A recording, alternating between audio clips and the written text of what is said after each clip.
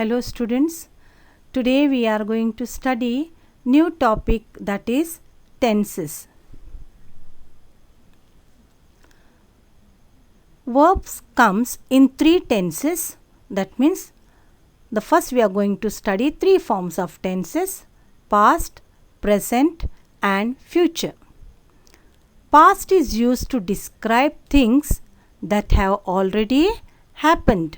That means earlier in the day, or yesterday, last week or 3 years ago.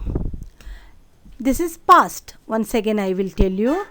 Past is used to describe things that have already happened.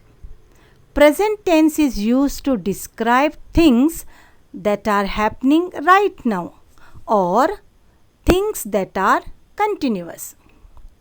Then comes the future tense. It describes the things that have yet to be happen. That means it going to happen either later, tomorrow, next week, next year or 3 years from now. Now this is the difference between present, past and future. Past means already the things that have already happened. Present means things they are continuous or they are happening right now. Future tense means yet to be happen. So this is the difference of tenses, that is present, past and future. Now here is a chart, or you can say as a table, how to make use of verb in different tenses. I have given here three forms of tense: simple present, simple past and simple future.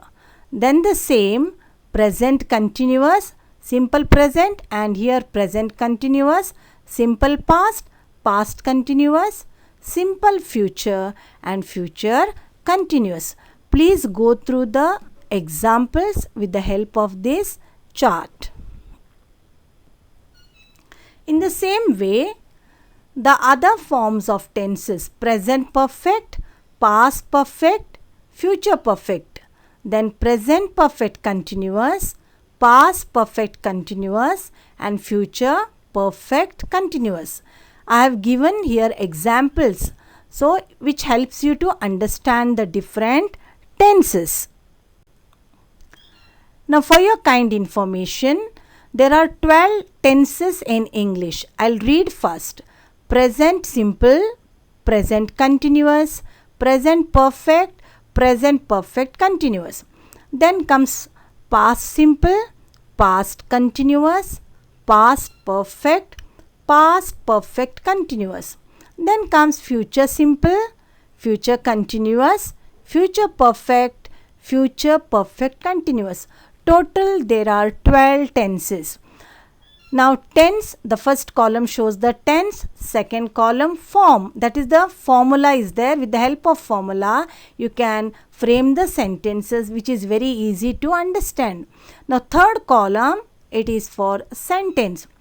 First column is tense, second is formula and third is example. So formula, it is given to understand the concept. You have to learn this formula, then it's very easy to frame the sentence. Now dear students, this chart you have to write in your notebook. Write the formulas clearly, and once you know this formula, it's very easy to identify the tenses of the sentence and you can frame the sentence very easily. Since you have studied these tenses in the lower classes, so just I have given here in brief everything, but in detail I have given. Just go through the chart, the previous chart where they are mentioned 12 tenses. Go through it very clearly and learn the formulas and frame the sentences. Now assignment is given. There are total 10 sentences.